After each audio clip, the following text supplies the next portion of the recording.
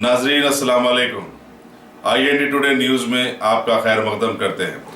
आइए देखते हैं ये तफसीलात। साबराबाद पुलिस की एसओटी ने जिले मेडचल में अद्वियात से मेवों को पकाने के गोदाम पर धावा करके आमों का एक बड़ा जखीरा जब्त किया और गोदाम के मालिक को गिरफ्तार करते हुए मजीद तहकीकात के लिए मद्दीपल्ली पुलिस स्टेशन के हवाले कर दिया।